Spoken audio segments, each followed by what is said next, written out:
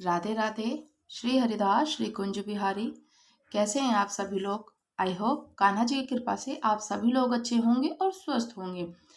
आज अम्ल की एकादशी है, जो कि श्री हरि नारायण जी को सारी एकादशी समर्पित होती हैं। और बहुत सारी जो हमारी 24 एकादशी आती हैं, कभी कभी 26 एकादशी आती है, तो सारी एकादशी श्री हरि नारायण जी को समर्पित की जाती है। और बहुत ही सरल पूजा विधि कर रही हूँ मैं, और आप लोग भी इसी प्रकार से अपने अपने घर में ठाकुर जी के साथ में एकादशी का व्रत कर सकते हैं, एकादशी का पूजन कर सकते हैं। आज देखिए, ठाकुर जी को हमारा जो चित्रपट है आपके समक्ष ऐसे रखा हुआ है। श्री हरि नारायण जी का चित्रपट हमेशा मैं ऐसे करके उठा करके रखती हूँ इनको चुनरी, क्योंकि माता लक्ष्मी जी भी हैं, तो माता लक्ष्मी जी के साथ में उनको माथे पे चुनरी अवश्य रखनी चाहिए। आज के दिन ठाकुर जी को चंदन का जो तिलक है वो भी समर्पित किया जाता है। और वैसे नित्य प्रतिदिन कर सकते हैं, नित्य प्रतिदिन भी करना चाहिए। पूजन कैसी करनी है हमें, आपने आसन लगा देना है, लाल रंग का आसन लगा दीजिए, जो कि मैंने अपने ठाकुर जी को बिठा रखा है। और हमारे अभी श्री जी को आपको मैं दर्शन भी कराऊंगी, श्री जी को भी दर्शन और हमारे ठाकुर जी का भी दर्शन आपको दिखाती हूँ मैं। तो अभी हम लोग सिंपल जो सरल पूजा विधि करेंगे। मैं नित्य प्रति एकादशी को इसी प्रकार से करती हूँ, एकादशी का व्रत करती हूँ। नित्य होता है, जो कि हमेशा एकादशी आती ही है, माह में पड़ती है 2 एकादशी। तो इसी प्रकार से सरल सिंपल, जो कि घर में हम लोग विधि से पूजा कर सकते हैं। तो मैं अभी पहले ठाकुर जी को आसन दे चुकी हूँ पहले ही। तो अभी मैं ठाकुर जी को चंदन लगा रही हूँ। चंदन पीले रंग का है, आप लाल गोपी चंदन, पीला चंदन, लाल चंदन लगा सकते हैं। साथ ही साथ महादेव हैं, तो महादेव जी को भी हम पीला चंदन लगाएंगे। श्री शिवाय नमस्तुभ्यम, ओम नमो भगवते वासुदेवाय का जाप करते हुए, ओम नमो भगवते वासुदेवाय, ओम नमो भगवते वासुदेवाय का जाप करते हुए आप निरंतर ये जाप करते रहिए। ठाकुर जी को चंदन समर्पित कीजिए।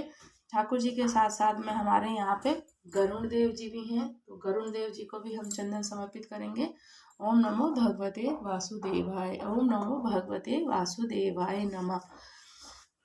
इस मंत्र का उच्चारण आपको निरंतर करते रहना चाहिए। और इसी प्रकार से अगर आपके पास में भगवान विष्णु जी को देखिए, सबसे पहले पीले रंग के वस्त्र, पीले रंग का चंदन, फूल हो पीले रंग के आपके पास में। तुलसी जी है, तुलसी जी हमें एकादशी से पहले ही तोड़ लेनी चाहिए, तुलसी जी एकादशी वाले दिन नहीं तोड़नी चाहिए। चंदन हो गया, अर्पित करें। उसके बाद दीपक जलाएं। दीपक मैंने प्रज्वलित कर दिया है, आप सब देख सकते हैं। दीपक हमने भोर में ही प्रज्वलित कर लिया था।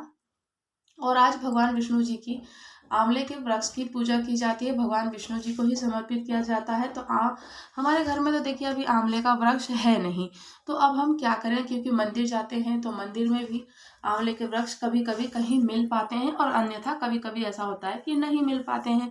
तो हम लोग क्या करें, तो हम लोगों ने तो भाई सिंपल सी एक चीज़ ली है कि आंवले के वृक्ष की पूजा नहीं कर पाएंगे, आंवले का वृक्ष नहीं मिल पा रहा है, तो आज जो भी हम ठाकुर जी को फल भोग समर्पित करेंगे, तो उसमें हम लोग आंवला ऐड कर देंगे। आंवला मैं आपको दिखा देती हूँ। आंवला आपको मार्केट में बहुत ईजिली, जो सब्जी वाले आते हैं हमारे यहाँ पे, उनसे मिल जाएगा।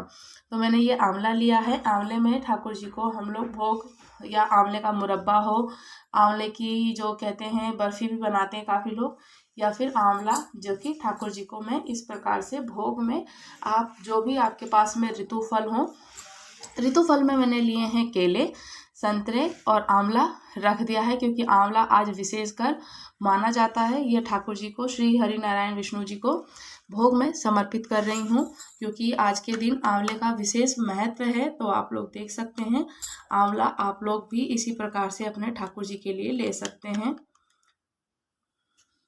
तो आज के दिन ठाकुर जी को जो आंवले का विशेषकर पूजा की जाती है, आंवले से ठाकुर जी को भोग लगाया जाता है कि आओ ठाकुर जी भोग ग्रहण करो, आप इस प्रकार से कह करके उनसे भोग को, नैवेद्य हो, आपको धूप दीप नैवेद्य दिखाना चाहिए। इसके बाद में हम लोग करेंगे थोड़ी सी अभी कपूर की भी आरती करनी है, क्योंकि उस दिन कपूर की आरती मस्ट होती है, जरूर करनी चाहिए, आरती जरूर करनी चाहिए।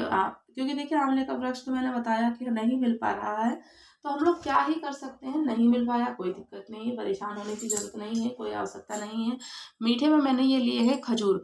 खजूर जो कि ये बहुत ईज़िली मिल भी जाते हैं और हमेशा हर सीज़न में मिलते हैं, और इसे खजूर बोलते हैं। ये हम लोग एकादशी का व्रत करते हैं, जो स्वयं भी एकादशी का व्रत करता हो वो लोग भी खजूर खा सकते हैं। खजूर क्योंकि ये फल में ही आता है, तो हम लोग इस दिन खजूर भी खा सकते हैं। और ठाकुर जी को मैं भोग में लगाने के लिए मैंने मीठे में जो लिया है खजूर ही लिया है। ये कल मैं फल ले रही थी तो मुझे मिल गया ईजिली, तो मैंने ये भी ले लिया था ताकि ठाकुर जी को भोग में हम समर्पित कर सकें। खजूर जो कि ये सेहत के लिए भी अच्छा होता है और वैसे भी अच्छा होता है, स्वादिष्ट है, मीठा है, और इसे हम लोग फल में और व्रत में भी खा सकते हैं। तो मैं ठाकुर जी को ये भोग समर्पित करूंगी। और महादेव पिताजी हैं यहाँ, हमारे साथ सह परिवार समस्त देवी देवतागण हैं, तो उनको मैं भोग अवश्य समर्पित करती हूँ। सभी देवतागण से बोलती हूँ कि आओ प्रभु भोग ग्रहण कीजिए। आप सब देख सकते हैं बिल्कुल हमारे सिंपल है और सरल है, बिल्कुल आसान विधि है। इसमें कोई दो राय की बात नहीं होती है कि अब हम लोग क्या करें, कैसे करें। नहीं मिल पाया है तो कोई बात नहीं, नहीं मिल पाया है। और मैंने आज आंवले के जल से ही स्नान कराया है, और आंवले के जल से ही मैं महादेव पिताजी को भी स्नान कराऊंगी। मैंने क्या करा था, रात्रि भर जल में ना आंवले को डाल दिया था, और आंवले को जब डाल दिया था तो पूर्ण रात्रि वो आंवले का जल ही हो गया। आंवले के जल से ही आज मैंने ठाकुर जी को, श्री जी को भी स्नान आदि कराया है। ये अभी मैं महादेव पिताजी के लिए लेकर जाऊंगी शिवालय में, तो मैं उनको भी वहाँ पे आज यही समर्पित करूंगी। और अभी आप लोग देख सकते हैं हमारे ठाकुर जी, श्री जी स्नान आदि कर चुके हैं। मैंने इनको वस्त्र आसन दे दिया है, लाल रंग का आसन दिया है, जो कि लाल रंग का आसन आप किसी भी कलर का दे सकते हैं, लाल रंग के, पीले रंग के। मैंने आज इनको वस्त्र जो धारण कराए हैं, पीले रंग के वस्त्र धारण कराए हैं। एकादशी में मैं ज़्यादातर पीले रंग के वस्त्र धारण कराती हूँ। और अब मैं नन्हे कृष्ण को भी मैंने इनको क्या कराया कि पीले रंग की चुनरी धारण करा दी है। पर तीनों का स्नान हो चुका है। आज आंवले के जल से ही इनको स्नान कराया है मैंने। आपके पास अगर दक्षिणावर्ती शंख है तो दक्षिणावर्ती शंख से, पंचामृत सभी को पता है किस प्रकार से बनता है। तुलसी दल हमें एकादशी से एक दिन पहले तोड़नी है। तुलसी दल हमें जिस दिन एकादशी हो उस दिन कभी नहीं तोड़नी चाहिए, और ना ही उस दिन तुलसी जी में जल देना चाहिए एकादशी वाले दिन। और अब मैं इनको भी भोग में समर्पित करूंगी, जो वो भी मैंने महादेव और ठाकुर जी को समर्पित किए हैं। श्री हरि नारायण जी को केले हैं, संतरे हैं, आंवला है, आंवला भी मिल गया था, खजूर भी है साथ में। और मैंने जो कि घर पे खुद बनाए हैं ये नमकीन वाले शक्कर पारे हैं, जो कि आप सब देख सकते हैं। मैंने ये घर पे कल शाम को खुद बनाए थे। इनके लिए भोग की सेवा हमेशा बना करके रख देती हूँ, क्योंकि कुछ समय तक कुछ चीज़ें चल जाएं बहुत ईजली। जैसे कि मीठे होते हैं, नमकीन भी होते हैं, थोड़े से खट्टे मीठे भी होते हैं। थोड़ी बहुत चीज़ें ऐसी जैसे नमकीन है, सेब है, दाल शक्कर पारे हैं, चने की दाल वगैरह से आप कुछ भी किसी प्रकार से घर में आप रेडी कर सकते हैं। तो आप लोग ये अपने लाल जी के लिए भोग में मठरी वगैरह बना के रख सकते हैं। तो मैंने इस प्रकार से देखिए सिंपल बिल्कुल सरल पूजा विधि करी है। सो आप लोग भी अपने घर में ही ऐसे ही ठाकुर जी की सिंपल से सरल प्रकार से पूजा कर सकते हैं। और इसी तरीके से आप सब देख सकते हैं मैंने भोग में ठाकुर जी को भी वहाँ पे भोग लगा दिया है। समस्त देवी देवतागण से भी आप लोग आग्रह कीजिए कि देवता पितर समस्त देवतागण आप आइए, आवाहन करते हैं, आप आकर के भोग ग्रहण कीजिए।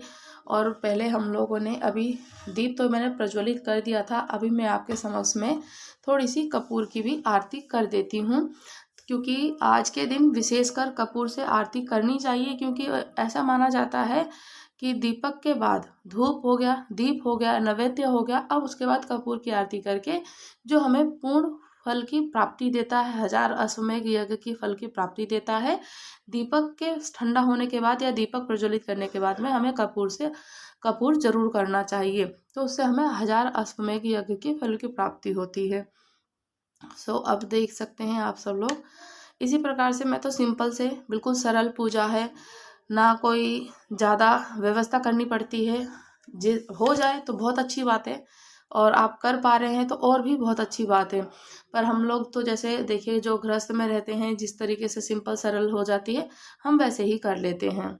तो भगवान जी इसको भी पूर्ण रूप से स्वीकार कर लेते हैं।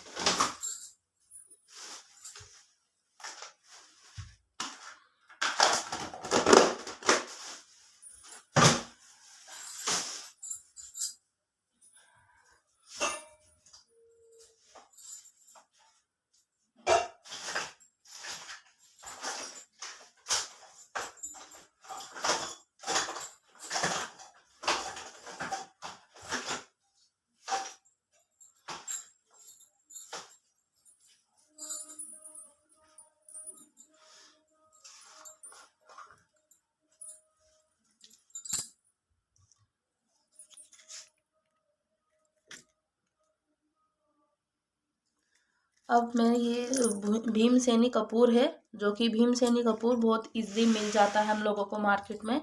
तो हमें भीमसेनी कपूर तो बहुत अच्छा रहता है, जो कि देसी कपूर है। थोड़ा सा कॉस्टली होता है बट कोई बात नहीं, मिल जाता है बहुत इजीली। तो हम लोगों को ये कपूर ले लेना चाहिए घर में। आप बाकी जो भी कपूर आपके पास अवेलेबल हो आप उससे कर सकते हैं ठाकुर जी की पूजन अर्चन। तो अभी मैं इनको प्रज्वलित कर देती हूँ।